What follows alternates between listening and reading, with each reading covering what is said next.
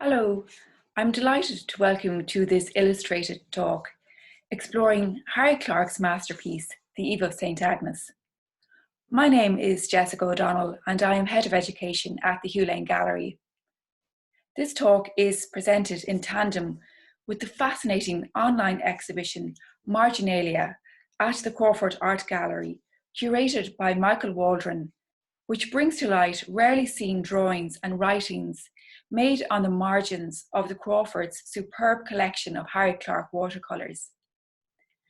These watercolours, like that shown here of Madeline and Porphyroy, making their escape, often also include wonderful details, like the fluttering tapestry mentioned in Keats's poem, showing a hunting scene that sometimes is less easy to discern in the finished work.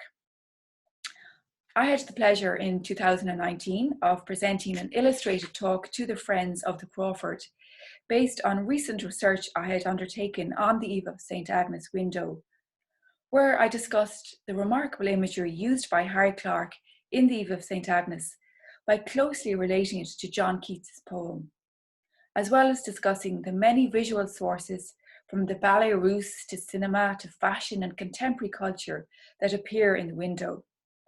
We also heard more about Harold Jacob, the person who commissioned the window, and discussed how the stained glass window entered a public collection for all to enjoy.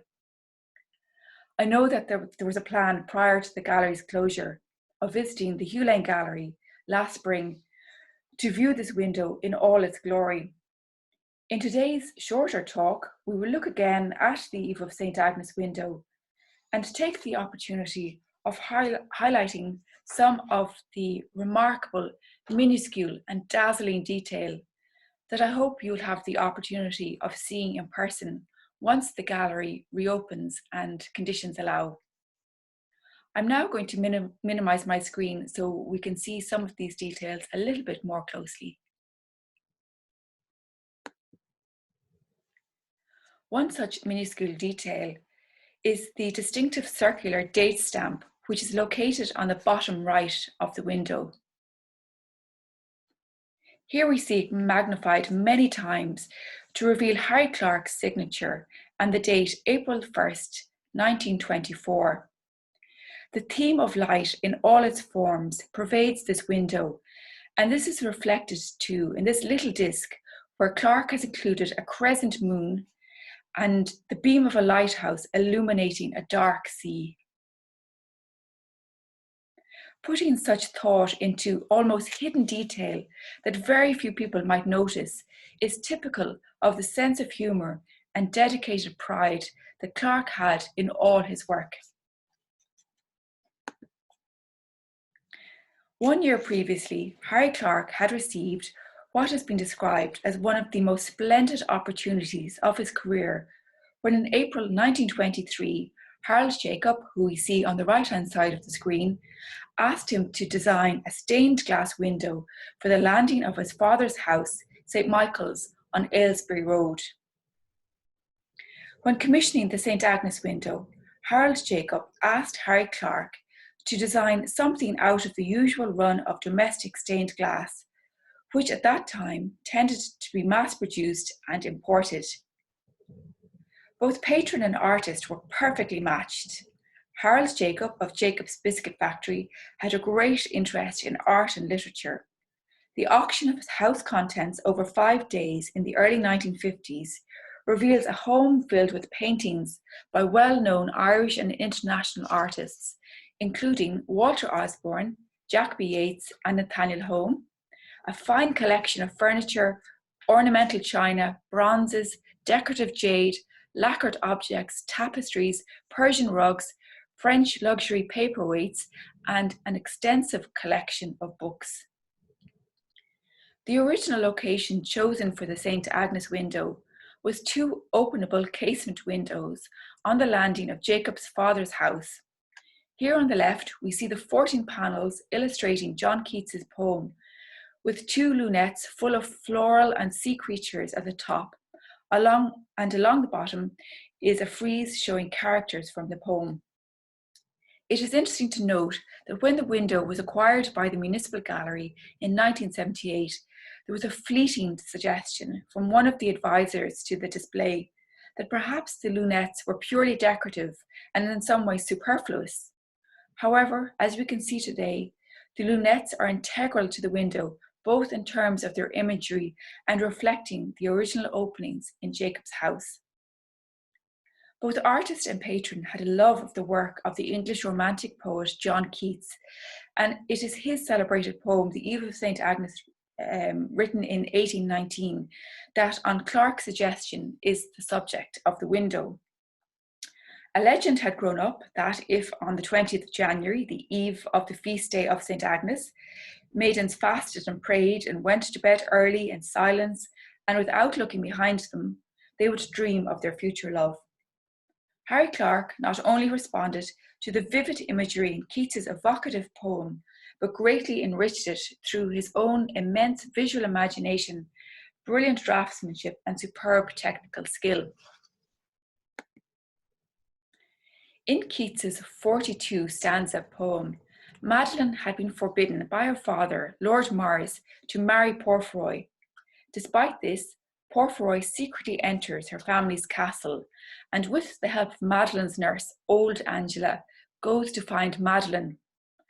As it is the eve of St. Agnes, Madeline had gone to bed hoping to dream of her future husband. When Porphyroy's music wakes her, she is unsure whether she is dreaming or awake. Porphyroy reassures her that it is not a dream, and they flee from the castle and away across the moors.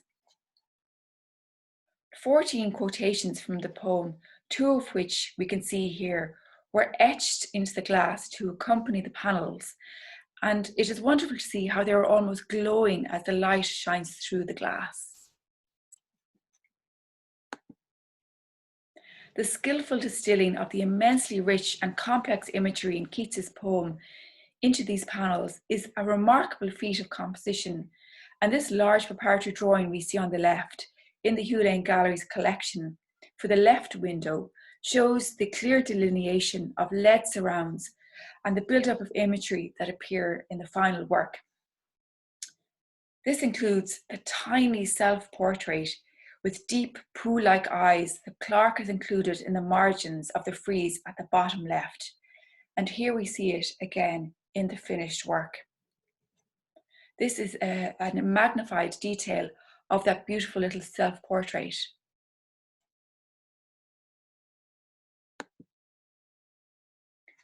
A charming drawing made by Clark in 1909 shows him at his desk, and he has captured the drawing. I tried to draw myself, and he would sometimes model characters in his work on his own features. Here we see again another close-up detail from the large preparatory drawing in the Hugh Lane Gallery's collection. And we see the building up of detail around the sitar-planed figure with chorus sitting on top of the elaborate floral elephant columns.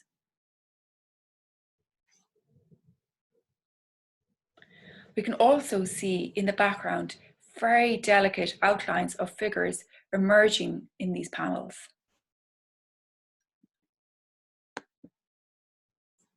Turning our attention to the first 3 panels of the window, we can see how Keats's poem is rich in contrast of the whispered prayers of the poor beadsman to the cacophonous barbarian hordes of the revelers. In both the poem and Clark's window, the story begins in a drafty chapel, where a beadsman is telling or counting his prayers on his rosary beads. It was the beadsman's role to constantly pray for his master or mistress. The wind-blown candles suggest the movement of the bitterly chill, cold January night air. Keats's poem includes evocative descriptions of stained glass. During his visits to France, Clark had marvelled at the medieval stained glass of Chartres Cathedral and Sainte-Chapelle. Reveling in his craft, there are wonderful depictions of stained glass within stained glass throughout the window, creating an illusion of depth in these imagined interior spaces. The son of Joshua Clark, a stained glass maker and church decorator, whose business in North Frederick Street in Dublin he eventually took over, Harry Clark excelled as a stained glass artist with secular and ecclesiastical patrons. The headed paper we see here reveals the extent of Joshua Clark's business, which included everything from creating memorial windows to the restoration of paintings. The headed paper depicts his business as almost being like a medieval workshop, with scribes and artisans busily absorbed in their work. When Clark took over his father's business, he now had to also manage a busy studio, as well as working with clients and seeking commissions in Ireland, Britain, and elsewhere. The interior of the chapel is wonderfully depicted by Clark, capturing this sense of medievalism, where the beadsman is shown in patched up clothes, kneeling before an image of the Immaculate Conception. And we can see that here, this little detail here, magnified further here, where we see the Madonna and Child standing on a crescent moon.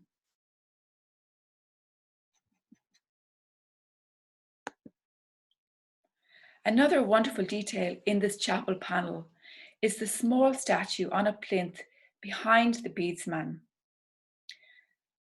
beside which we also see an abundant clustered floral display. This is the detail magnified a little further here. And this clustered flowered floral design is similar to the decorative glass objects made by the French luxury glassmaker Baccarat, which were collected and owned by Harold Jacob. And we can see here on the right, for example, in this black and white image, a decorative glass object which actually belonged to Harold Jacob. And in these clustered designs, we are reminded too of the designs made by Harry Clark for Sefton fabrics, for example, as well.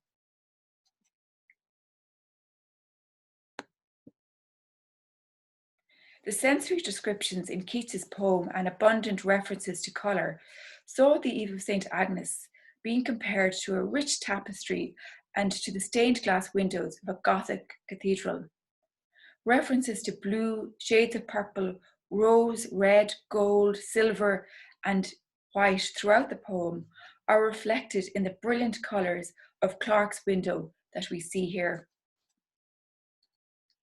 In order to achieve this jewel-like quality, antique flashed blue glass, gold pink glass, and flashed ruby glass were acetted, stained, and painted by Harry Clark with intricate details incised directly onto the glass surface.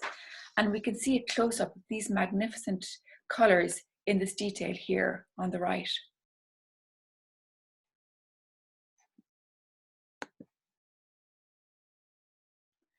We can see too in this panel how the plumes and tiaras of Keats's poem have been transformed by Clark into extravagant marine-inspired costumes with ornately coloured fish scales, gills, and seashell details.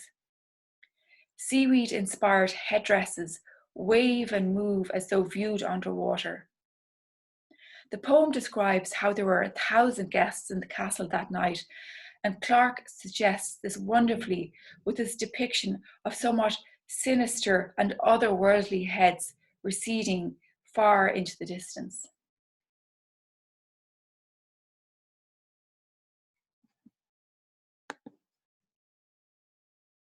Harry Clark, like so many, were entranced by the magnificent productions of Sergei Diaghilev's Ballet Russe, which exerted such a strong influence on fashion and art throughout Europe in the early decades of the 20th century. The strange opulence of Clark's undersea ball that we've just seen is reminiscent of the aquatic costumes of the Ballet Russe's underwater fantasy Sadko, which were designed by the avant-garde artist and designer Natalia Goncharova.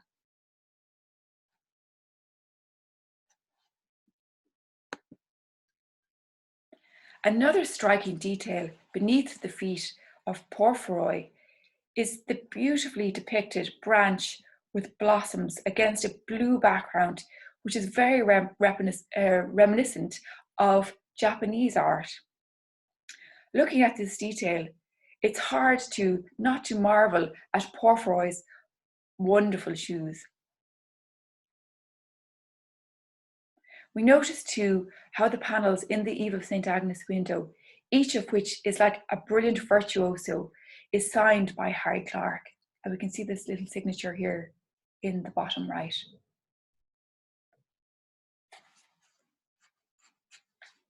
We can also see in this slide a zoomed in detail of normally barely visible text, which would have helped to identify the panel by its location. So this text is written in reverse and we can just about make out top left inside. And this is where it appears barely visible on the panel. In these panels, we see Porphyro with Madeline. In these panels here, we see Porphyro with Madeline's nurse, old Angela, who reluctantly agrees to show Porphyro to Madeline's bedchamber. Making their way through the large, echoing hall, old Angela warns Porphyro to move quietly, lest he be heard and be captured.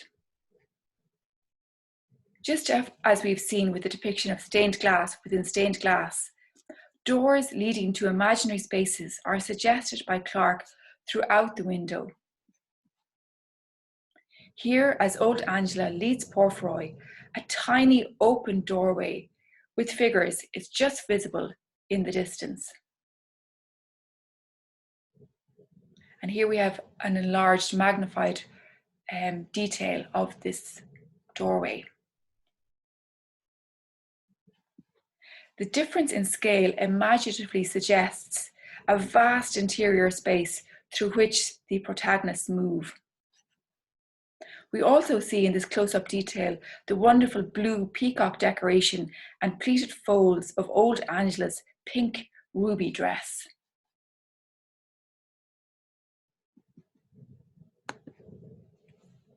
Madeline, following tradition of fasting and going to bed early, is hoping to dream of her future love. In this panel, we see the majesty of Madeline in white, silver and blue-coloured clothes, reminiscent of the regal courts of Siam and the elaborate costumes of the ballet russe, then reproduced in contemporary European fashion magazines, and reflecting the influence and allure of the East, then so popular in the decorative arts, ballet and cinema.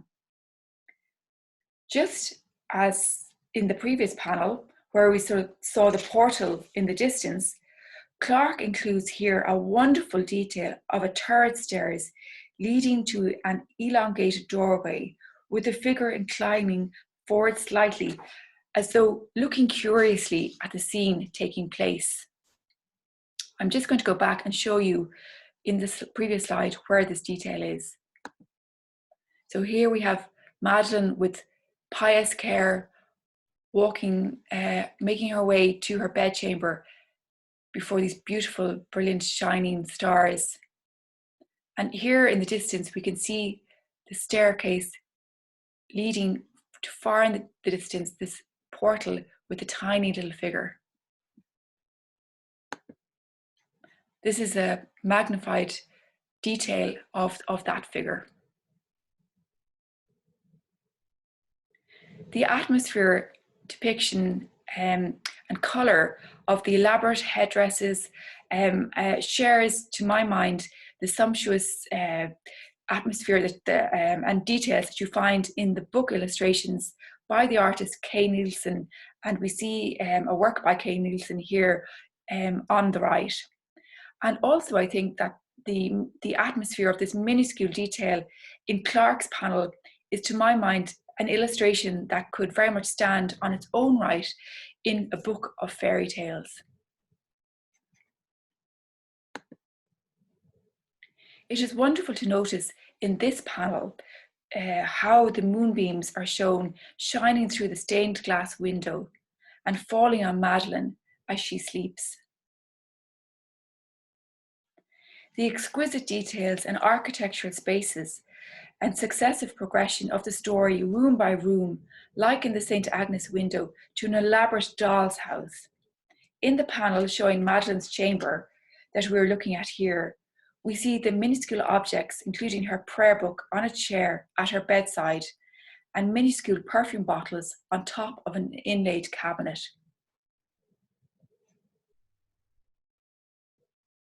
This cabinet was based on an actual design by the Dublin furniture maker James Hicks, and we see here how Clark's use of colour brilliantly suggests the marquetry for which Hicks was so admired.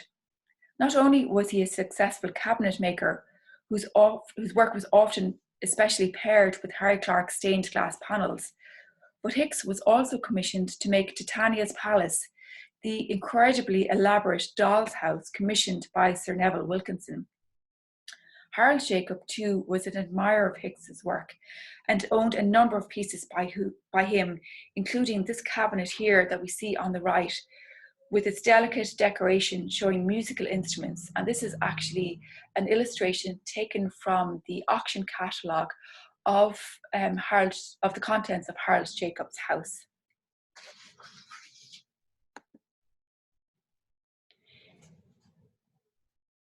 Here we see how in an antechamber, Porphyroy was watching Madeline as she sleeps. Keats's words describe how Porphyroy had brought fruit and spices for Madeline that filled the room with sweet perfume. The golden dishes and silver woven baskets with candied apple, quince, jellies, cinnamon, and exotic dainties from Samarkand and cedared Lebanon are suggested by Clark in this array of minuscule still life objects with shiny reflective surfaces and elaborately shaped bottles, echoing the glass and enamelled precious objects on the dressing table in Madeline's bedchamber. Throughout the Eve of St. Agnes poem, references to fairies evoke at times an uneasy, sinister atmosphere. The crowd of revellers we saw earlier, for example, are described as numerous as shadows haunting Fairylea and are hoodwinked with fairy fancy. In contrast, Porphyroy imagines Madeline to be guarded by legioned fairies pacing her bedspread. The garlanded and dancing fairies portrayed by Clark that we see here suggest the spirits of the air and visions wide, described by Keats as surrounding Madeline. While the sound of elfin storm from fairyland lashing against the window pane will shield the lovers in their escape, in Keats's poetry, humans enter fairy realms at their peril.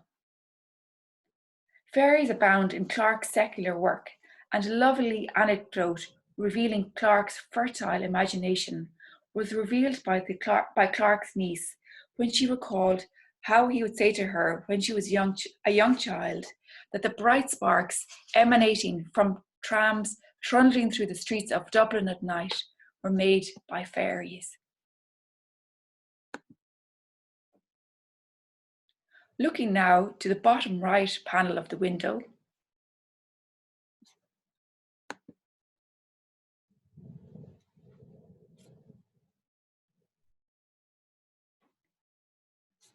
which is enlarged here, as we can see.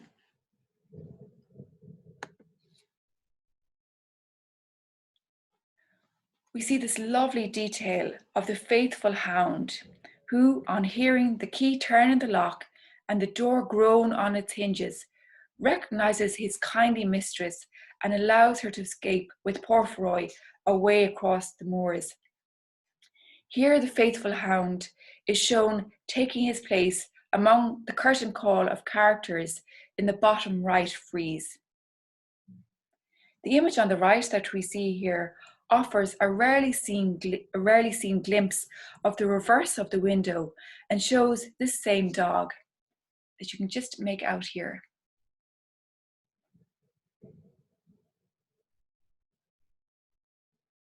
Light brings stained glass windows to light, and this image shows the lead surround holding the glass in place, as well as the thick red paint used in areas around the dog to prevent light, in this instance, from getting through.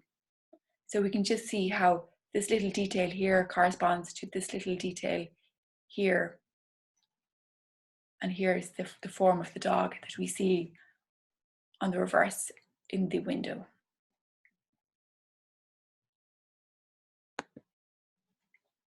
We will conclude by admiring again the roundel of a haloed St. Agnes on the bottom right of the frieze. We see St. Agnes, the early Christian virgin martyr, shown with her traditional attribute of a martyr's palm and a lamb, as well as being identified by the initials SA on the book she holds. Her representation by Clarke as a sitting golden Buddha is a wonderfully inventive transformation, which I've suggested may have been inspired by the photograph of the Lotus Goddess from the Ballet Russ's production, The Blue God, the costumes for which were inspired by Cambodian ballet. In March 1933, the Illustrated London News reproduced this photograph of Lydia Neladova as the goddess in this production. And we can see how her holding a tall flower and with the elegant gesture of her outstretched hand, how strikingly similar they are to Clarke's St. Agnes.